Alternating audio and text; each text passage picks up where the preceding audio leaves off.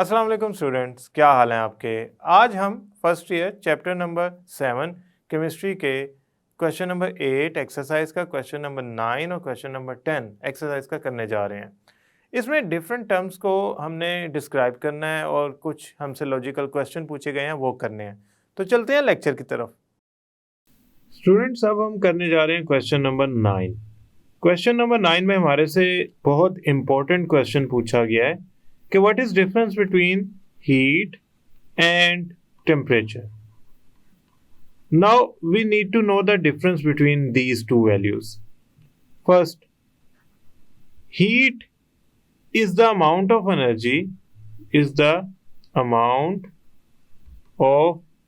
energy that flows across the boundary of a system। System की boundary से निकल के सराउंडिंग में चली जाए या सराउंडिंग से सिस्टम में आ जाए, ठीक है, वो कहलाएगी हीट। एनर्जी की वो अमाउंट जो सिस्टम से निकल के सराउंडिंग में चली जाए, यानी कि बाउंड्री क्रॉस कर जाए या सराउंडिंग से सिस्टम में आ जाए, यानी कि अगेन बाउंड्री के क्रॉस जाए, बाउंड्री तक महदूद ना रहे बल्कि इन और आउट होती रहे। अब ये कब इन और आउट होगी, यानी कि सिस्टम से सराउंडिंग और सराउंडिंग से सिस्टम कब होगी? टेम्परेचर डिफरेंस होगा तो होगा, यानी कि हीट का फ्लो टेम्परेचर डिफरेंस की वजह से होता है, अदरवाइज नहीं होता।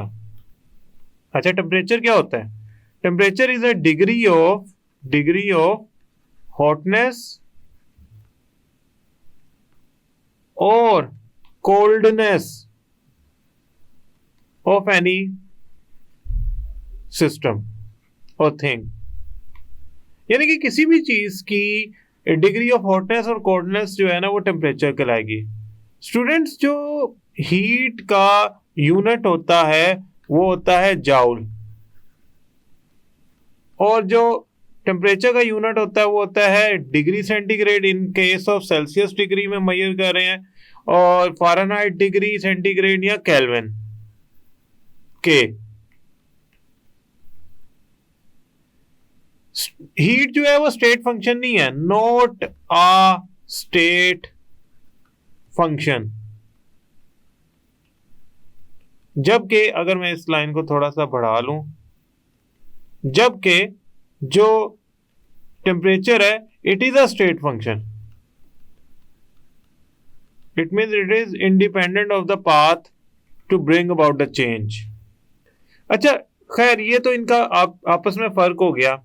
देखें, अगर आपके पास कॉफी का एक कप है, वो कॉफी का कप हीट रिलीज कर रहा है किधर? सराउंडिंग में। उसमें से ना एनर्जी निकल के बाहर आ रही है, तो उसके इर्द गिर्द वाली जो हवा है, एयर है, बाउंड्रीज हैं, जो जगह हैं उसके इर्द गिर्द, वो गर्म हो जाएंगी। That is due to the flow of heat. आपकी कॉफी कितनी गर्म है? 10 20 degree, 30 degree, 100 degree, 80 degree, 90 degree, कितनी गर्म है? वो टेम्परेचर होता है। सो कितना गर्म या ठंडा है वो टेम्परेचर है। उसके अंदर से एनर्जी निकलनी है या ऐड होनी है, दैट इज हीट। हीट को क्यू से शो किया जाता है, यानी कि हीट का जो सिंबल है क्यू है, टेम्परेचर का सिंबल होता है टी। क्यू हीट इक्वल होता है heat capacity of the system multiply by change in temperature.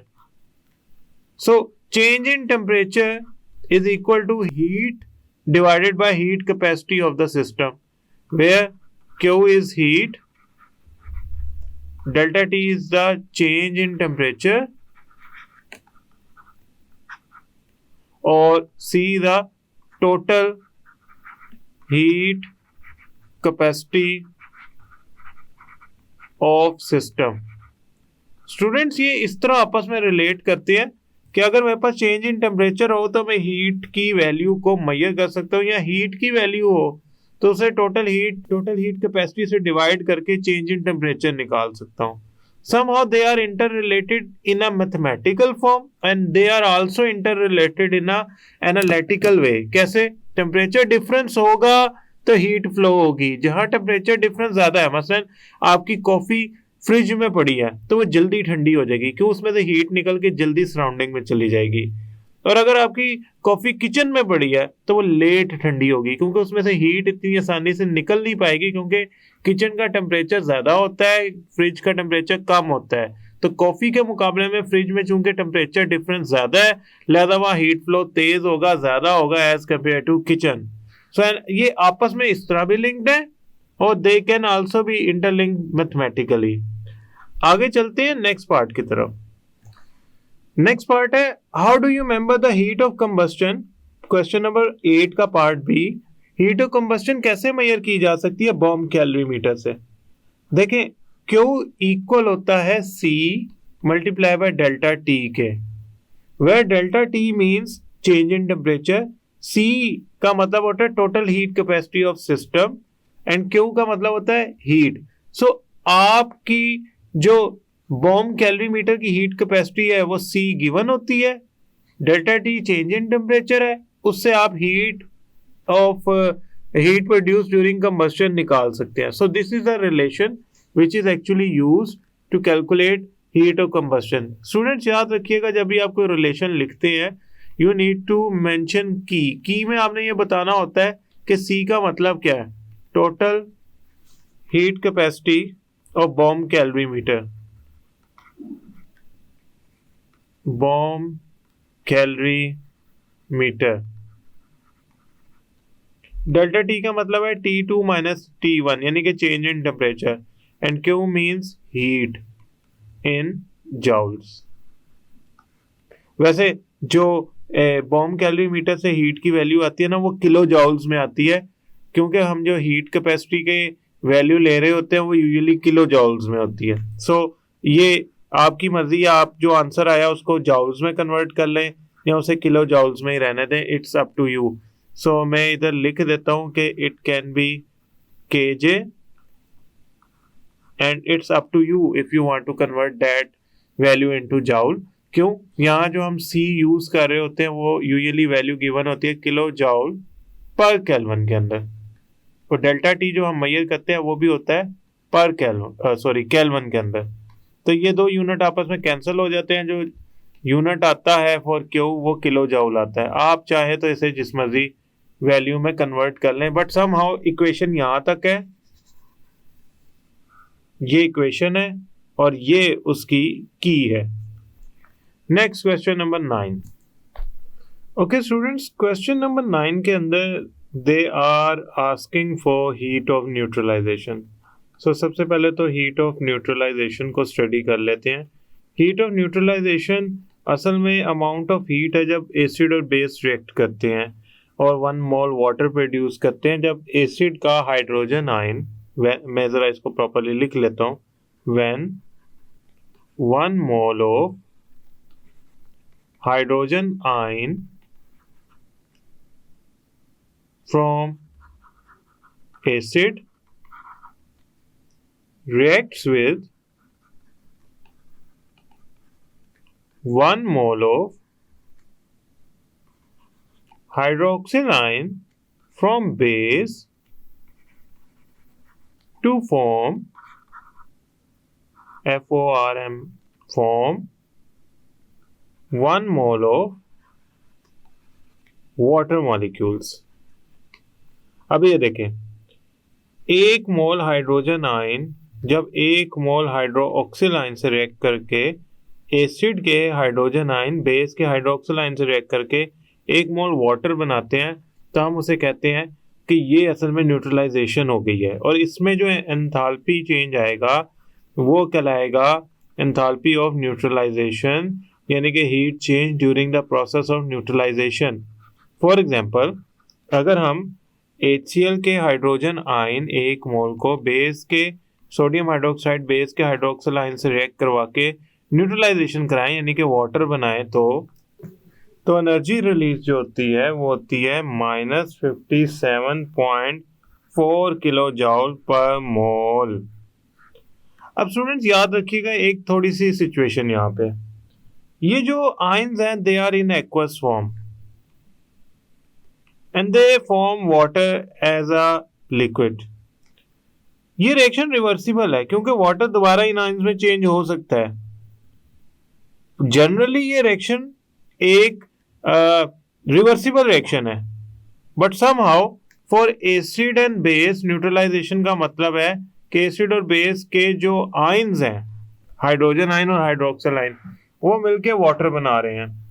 Enthalpy of neutralization for all strong acid and bases are same. उसकी वजह क्या है? उसकी वजह यह है कि स्ट्रॉन्ग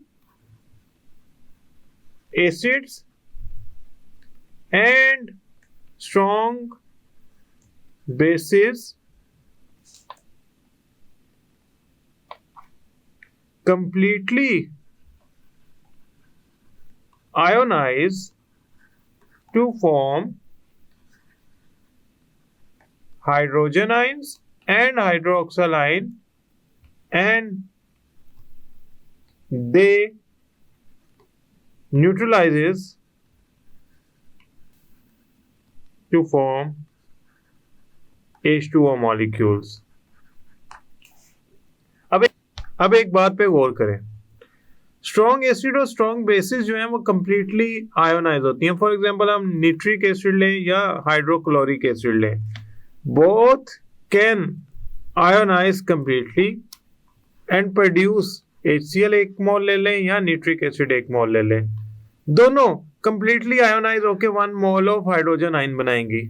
आप सोडियम हाइड्रोक्साइड ले लें या पोटाशियम हाइड्रोक्साइड ले लें, स्ट्रॉन्ग बेसिस हैं ये। इनमें पोटाशियम और सोडियम मैं मानता हूं डिफरेंट है, but the actual thing is there hydroxyl ions, वो 1 मोल ही प्रोड्यूस होंगे चाहे जो मर्जी इनमें से बेस ले लें, और हाइड्रोजन आयन 1 मोल ही प्रोड्यूस होंगे जो मर्जी बेस ले लें।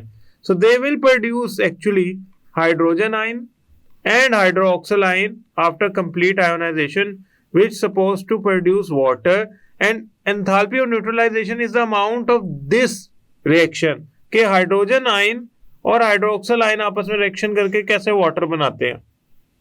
That is the actual thing। ये सोडियम पोटाशियम क्लोराइड नाइट्रेट उसमें फर्क नहीं डालते। Yes they actually form salt, वो आयंस की फॉर्म में रहता है सॉल्ट, लेकिन अभी हमारे पास जो असल रिएक्शन है वो है एसिड का हाइड्रोजन आयन बेस के हाइड्रोक्सिल आयन से रिएक्ट करेगा। तो जो भी आप स्ट्रॉन्ग एसिड या स्ट्रॉन्ग बेस डालेंगे वो कंप्लीटली न्यूट्रलाइज हो जाएगा। और 1 मोल हाइड्रोजन आयन अगर 1 मोल एसिड डाला है HCl या HNO3, या आपने बेस डाली है 1 मोल सोडियम हाइड्रोक्साइड या potassium hydroxide, they will produce the same amount of hydrogen and hydroxyl ion, because although they are different, but since they are strong acid and strong bases, they will produce the ions hydrogen ion and hydroxyl ion and produce water as a molecule। so इनकी जो enthalpy changes हैं complete ionization की वजह से वो same होगी। Students, ये state laws of thermochemistry is actually very much interesting. उसकी वजह यह है कि हमारी बुक में ना हेस लॉ ही अवेलेबल है, जबकि laws of chemistry usually 2 consider किए जाते हैं। पहला तो है Laplace Lavoisier law, Laplace Lavoisier OISIER Lavoisier's law, और दूसरा जो थर्मोकेमिस्ट्री का लॉ है that is Hess law, Hess law. Student, इस लॉ की स्टेटमेंट क्या है? इस लॉ की स्टेटमेंट ये है कि the change of energy in any transformation, यानी कि किसी भी ट्रांसफॉर्मेशन से मुराद है केमिकल रिएक्शन में जिसमें रिएक्टेंट प्रोडक्ट बनते हैं, the change in energy in any transformation is equal and opposite to energy change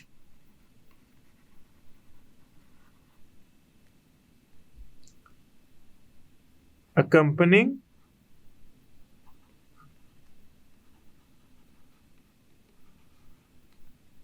the reverse process।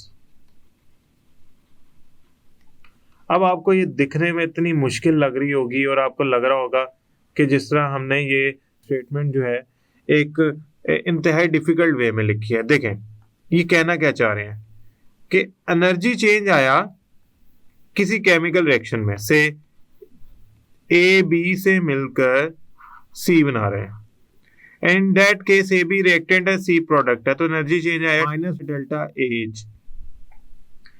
अगर मैं एक रिएक्शन करवाता हूं और उसमें ए बी सी बना रहे हो, तो उसमें जो एनर्जी चेंज होगा वो बराबर होगा और ऑपोजिट होगा उस एनर्जी चेंज के जो मैं उस रिएक्शन को रिवर्स कराऊं तो प्रोड्यूस हो। मसलन मैं पहले ए बी से सी बना रहा था, अगर मैं सी से ए और बी बनाऊंगा ना, तो जो मेरे एनर्जी चेंज आया है पहले उसके ऑपोजिट वैल्यू आएगी। अब जो मेरी वैल्यू आएगी ना माइनस डेल्टा एच नहीं आएगी, बल्कि अब मेरी जो वैल्यू आएगी वो आएगी delta H.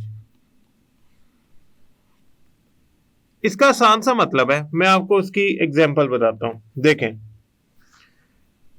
Hydrogen half mole of oxygen से रिएक्शन करके वाटर बनाता है लिक्विड स्टेट के अंदर, और ये दोनों मिलते हैं गैसियस स्टेट के अंदर। ये है फॉरवर्ड रिएक्शन, और इस दौरान जो एंथैल्पी चेंज आता है वो आता है अप्रोक्सीमेटली माइनस 285.58 किलो जॉल पर मोल। मैं यूनिट्स नहीं लिख रहा,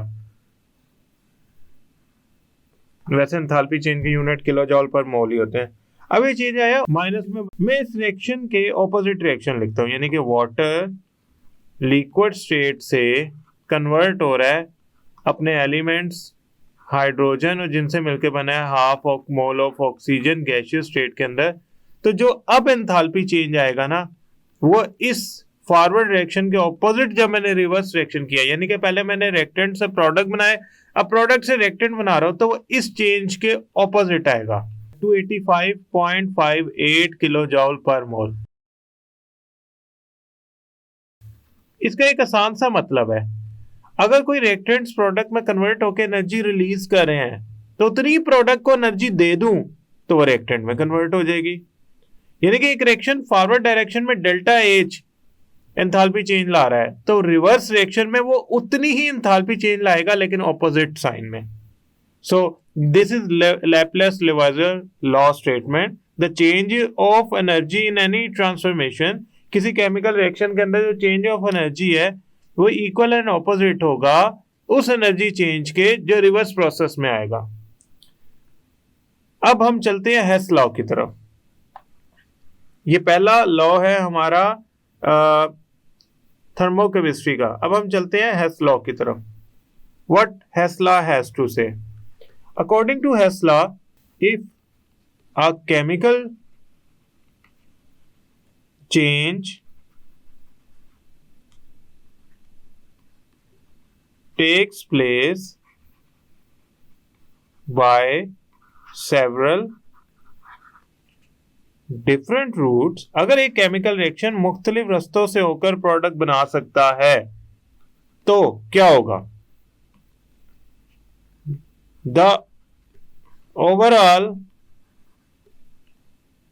energy change या enthalpy change, the overall energy change is the same regardless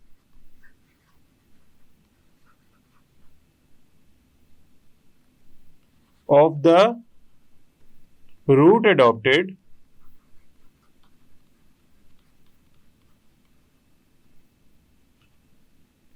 इस दौरान आपने ख्याल रखना है, मैं जरा स्पेस बना लूं ताकि मेरे लिए आसानी हो। फाइनल या initial conditions are same for roots.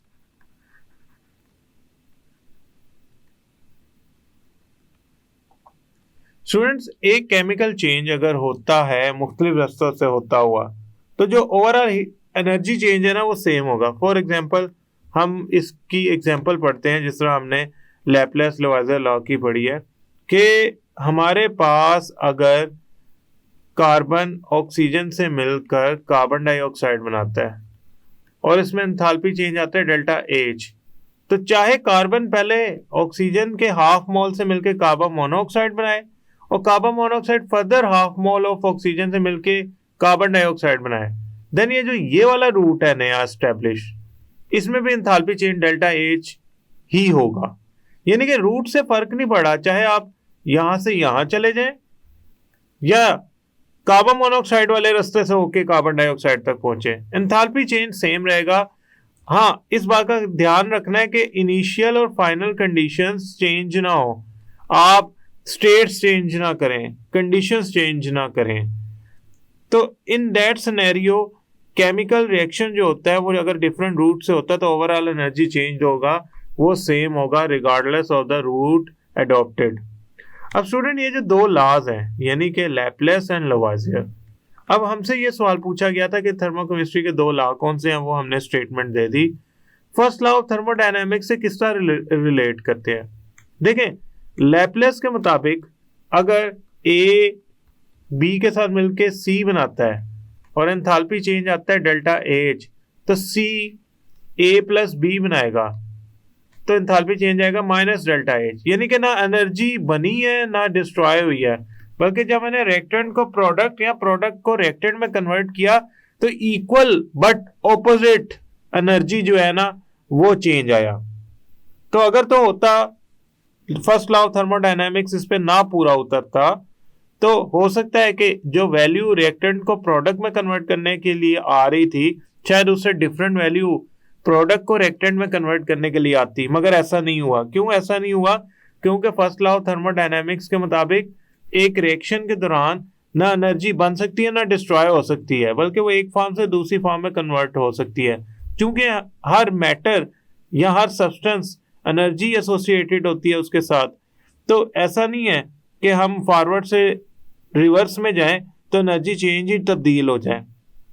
एक बात, अगर हम रिएक्शन के दौरान एनर्जी प्रोड्यूस हो रही है तो जितनी उसने एनर्जी प्रोड्यूस किया वो रीअब्सॉर्ब करके दोबारा इनिशियल स्टेट में चला जाएगा। यानी कि energy during a chemical reaction जो चेंज आ रहा है वो सिर्फ इस बात का आता है कि रिएक्टेंट्स एक नई फॉर्म यानी कि प्रोडक्ट्स में कन्वर्ट हो जाते हैं नई कंपोजिशन के अंदर और उसकी एनर्जी डिफरेंट होती है, वो एनर्जी रिलीज कर देते हैं। और अगर उन्होंने वापस असल रिएक्टेंट की फॉर्म में जाना है तो वो एनर्जी अब्सॉर्ब करनी पड़ेगी।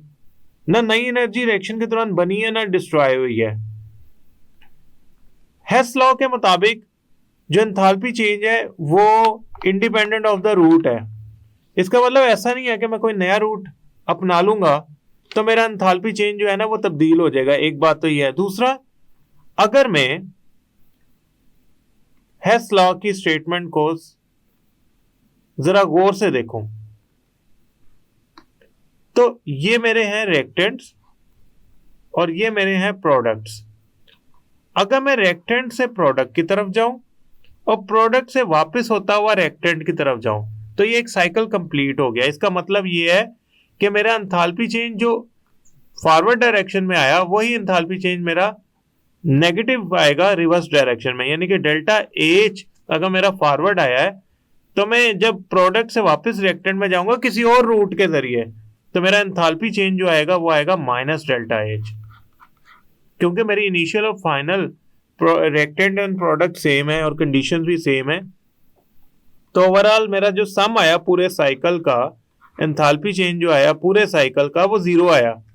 उसकी वजह ये है कि एक साइकिल के अंदर जो टोटल एंथैल्पी चेंजेस हैं यानी कि रिएक्टेंट से शुरू होकर आप प्रोडक्ट पे जाओ, प्रोडक्ट से शुरू होकर रिएक्टेंट पे आओ, तो असल में तो आप जीरो पे हो ना खड़े, क्योंकि जो आपने enthalpy change front forward direction में लाए उसी को आप ऑपोजिट डायरेक्शन में लाओगे तो रिएक्टेंट बन जाएंगे। That means a simple thing. What that means कि आपका law of conservation of mass जो है वो फॉलो हो रहा है। अदरवाइज होता यूं कि एक साइकिल के अंदर कभी भी चेंज जीरो ना आता, हो सकता है एनर्जी बन जाती तो जो चेंज इन साइकिल है वो ग्रेटर देन जीरो आ जाता। अगर एनर्जी डिस्ट्रॉय हो जाती तो चेंज इन साइकिल यानी कि रिएक्टेंट से प्रोडक्ट, प्रोडक्ट से वापस रिएक्टेंट में जाते हुए एनर्जी लेस देन जीरो हो जाती। That both things are impossible. क्यों? एनर्जी ना बन सकती है ना डिस्ट्रॉय हो सकती है। बस वो रिएक्टेंट से प्रोडक्ट जब सब्सटेंस बनी तो उन्होंने कुछ एनर्जी रिलीज कर दी और जब प्रोडक्ट से दोबारा रिएक्टेंट बनेगी वही एनर्जी वो एब्जॉर्ब कर लेगी। अल्टीमेटली दोनों सूत्रों में ये एनर्जी चेंज नहीं आ रहा कि आपकी एनर्जी बन गई है या डिस्ट्रॉय हो गई है, बल्कि बस सिर्फ वो एक फॉर्म से दूसरी फॉर्म में कन्वर्ट हुई है, क्योंकि हर सब्सटेंस के साथ एनर्जी एसोसिएटेड होती है। जब एक सब्सटेंस दूसरी सब्सटेंस पे कन्वर्ट होगी तो उनके साथ जो एनर्जी की वैल्यू है वो चेंज होगी, बनेगी नहीं एनर्जी, ना डिस्ट्रॉय होगी। अब स्टूडेंट्स, जो हमारा क्वेश्चन है वो क्या है? क्वेश्चन नंबर 10 का पार्ट बी डिमांड कर रहा है हमसे कि थर्मोकेमिकल इक्वेशन क्या होती है। थर्मोकेमिकल इक्वेशन क्या होती है? Thermochemical equation, it is a balanced chemical equation. It is a balanced chemical equation that includes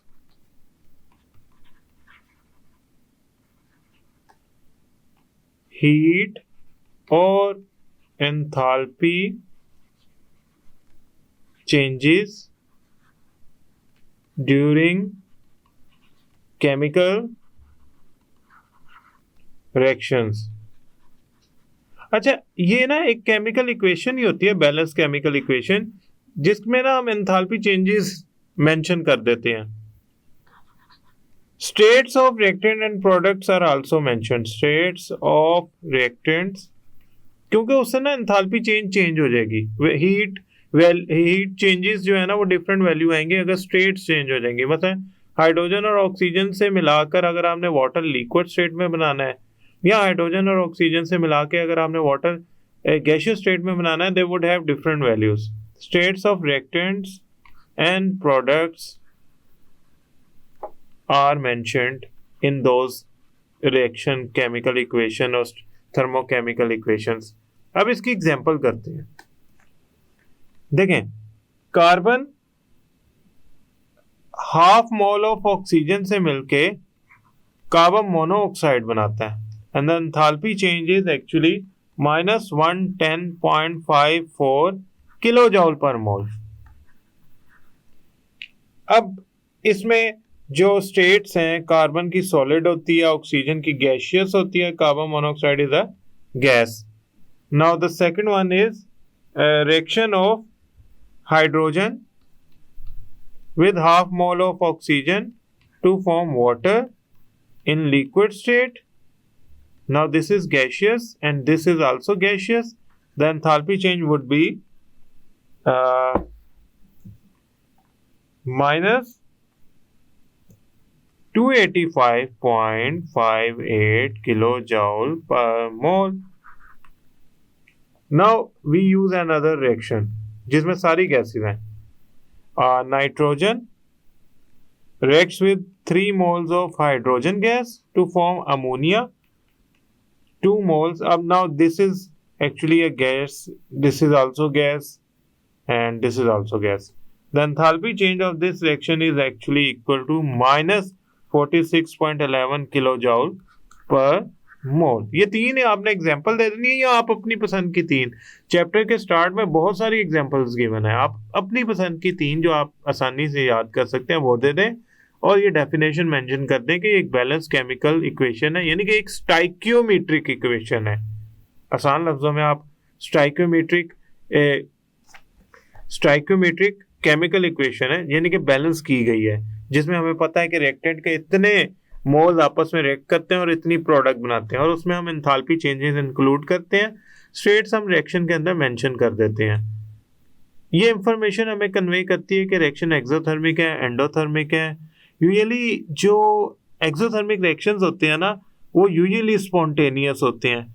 सो ना सिर्फ हमें ये पता लग जाता है कि रिएक्शन किस नेचर का है, अक्सर व बेशतर स्पॉन्टेनियस होते हैं, 100% ऐसा नहीं है, लेकिन समहाउ हमें थोड़ी सी नेचर का अंदाजा हो जाता है, और हीट चेंज क्या आएगा उसमें इस बात का अंदाजा हो जाता है। रिएक्टेंट ज़्यादा एनर्जी वाले हैं या प्रोडक्ट ज़्यादा एनर्जी वाले हैं, इस बात का अंदाजा हो जाता है। जो बॉन्ड्स ब्रेकिंग के लिए एनर्जी एब्जॉर्ब हुई है और जो बॉन्ड फॉर्मेशन में रिलीज हुई है, उनमें से कौन ज़्यादा है, इस बात का भी अंदाजा हो जाता है। Part C, why it is necessary to mention physical states of reactant and product. In a thermochemical reaction, apply Hess law to justify your answer. अब हम ऐसा करते हैं, ये जो पार्ट सी है ना, इसके लिए एक एग्जाम्पल लिखते हैं, देन हमें ये जरा बेहतर समझ आएगा। हाइड्रोजन यानी कि वाटर की एग्जाम्पल गैसियस स्टेट में रिएक्ट करती है ऑक्सीजन के साथ, हाफ मोल के साथ, और बनाती है वाटर एज अ लिक्विड।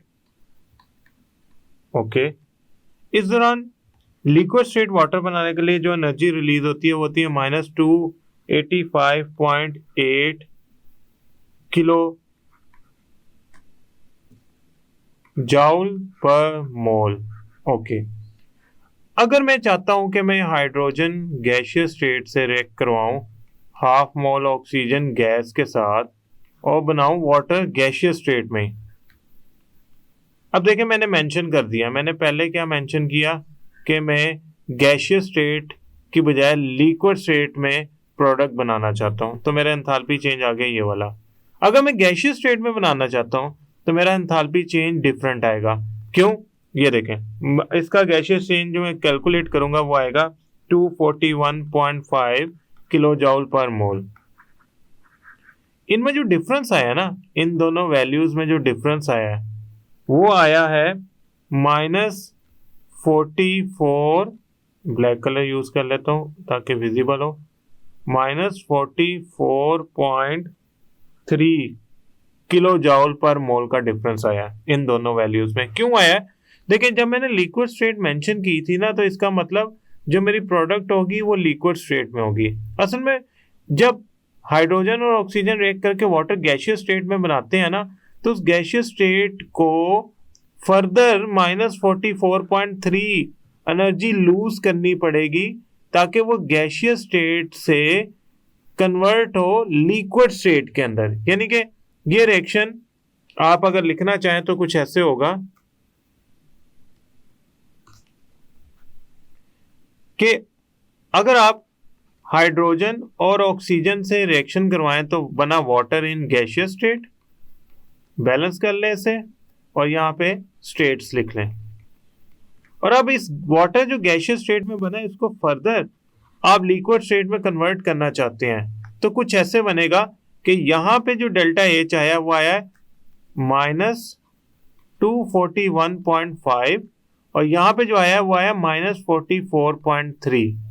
अगर मैं डायरेक्ट यहां से यहां जाना चाहूं तो जो एंथैल्पी चेंज ये आना है ना, ये वाला, वो असल में इस एंथैल्पी चेंज के यानी कि पाथ 1 में, रेड कलर के पाथ में जो एंथैल्पी चेंज आना है वो ग्रीन कलर के पाथ यानी कि पार्ट 2 के बराबर होगा।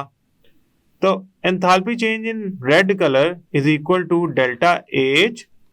Enthalpy change in part 2 is actually equal to this value plus this value, यानी कि -241.5 plus -44.3, that comes to be -285.58 kilo joule per mole.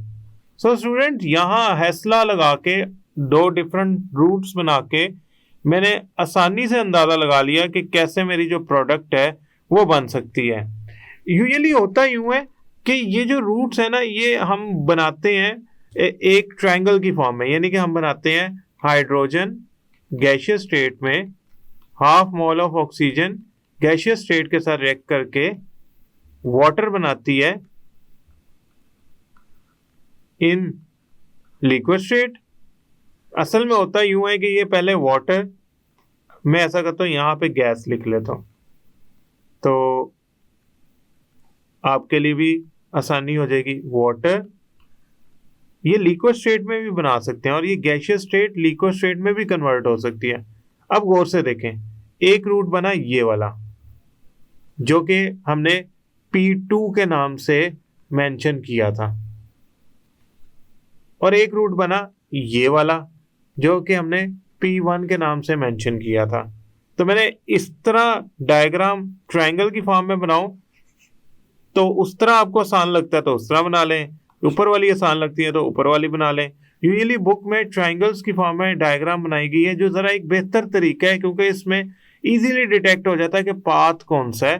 But somehow आपके लिए आसान अगर ट्राइंगल है, और मैं मशवरा भी यही दूंगा, आप ये जो एनर्जी ट्राइंगल है इसको यूज करते हुए डायग्राम्स बनाते हुए एंथैल्पी चेंजेस कैलकुलेट करें। स्टूडेंट्स, अब हम कुछ एमसीक्यूज करने जा रहे हैं इन क्वेश्चन से रिलेटेड जो अभी हमने पढ़े हैं। पहला, इनमें से कौन सा जो रिएक्शन है जो हमेशा एक्सोथर्मिक होगा? देखें, एक्सोथर्मिक नेचर का मतलब ये है कि हमेशा उसमें हीट रिलीज होगी। मैं चारों ऑप्शन में सबसे पहले देखता हूँ कंबस्शन। कंबस्शन में आप किसी फ्यूल की कंबस्शन करते हैं, फॉर एग्जांपल मीथेन की कंबस्शन करें, हाइड्रोजन की कंबस्शन करें, किसी भी चीज़ की अगर आप इग्निशन या कंबस्शन करते हैं तो उससे एनर्जी प्रोड्यूस होती है। लिहाजा ए ऑप्शन मुझे बिल्कुल सही लग रही है। एटोमाइजेशन का मतलब होता है किसी मॉलिक्यूल को एटम्स में कन्वर्ट कर देना। इसमें एनर्जी देनी पड़ती है, लेनी नहीं पड़ती। मीन्स एनर्जी रिलीज नहीं होती है, एब्जॉर्ब होती है। Enthalpy of reaction could be a positive और could be a negative, reaction पे डिपेंड करता है। इलेक्ट्रॉन अफिनिटी पहली फर्स्ट एक्सोथर्मिक होती है, सेकंड एंडोथर्मिक होती है। तो इट मीन्स जो ऑप्शन इसमें एक्यूरेटली मैयर हो सकती है, लिखी जा सकती है, वो सिर्फ कंबस्शन है। So the first option is correct for this MCQ. The sign of heat Q is positive when, देखें आपका ये सिस्टम है, ये पिस्टन है और ये इसके अंदर गैस फिल हुई हुई है।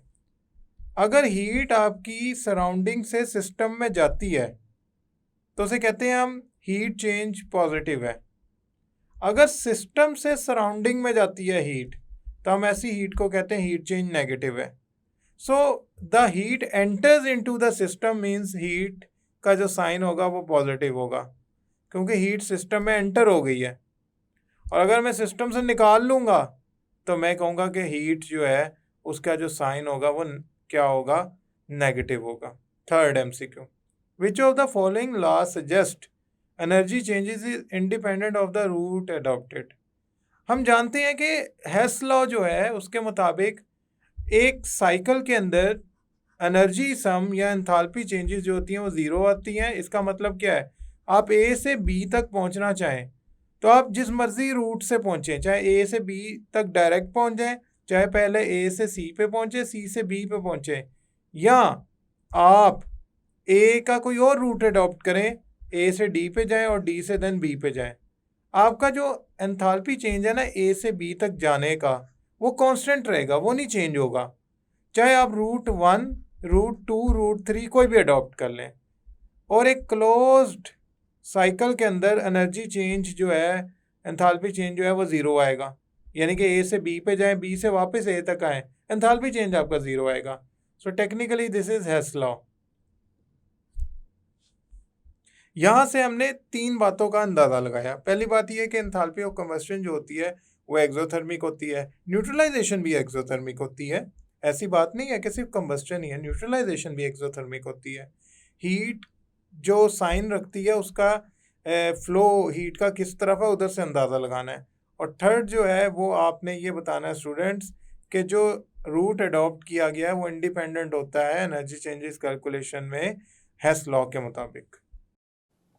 स्टूडेंट्स, आई होप आपको बहुत सारे बातों का अंदाज़ा हो गया होगा कि ये टर्म्स ऐसे क्यों लिखी जाती हैं और इनमें फ़र्क क्या है। मैंने आपको सारी एग्जांपल्स मेंशन करके और उनके एक से ज़्यादा डिफरेंसेस लिखकर और उनके पीछे लॉजिक्स बताकर कोशिश की है कि मैं आपको समझा सकूं कि ये ऐसी टर्म्स आपस में एक दूसरे से इतना डिफरेंट क्यों हैं, और जो जो क्वेश्चन पूछा गया है उसकी जो जो लॉजिकल रीज़न थी वो एक्सप्लेन की गई है। आई होप ये लेक्चर आपको समझ आया होगा। नेक्स्ट लेक्चर तक के लिए अल्लाह हाफिज़।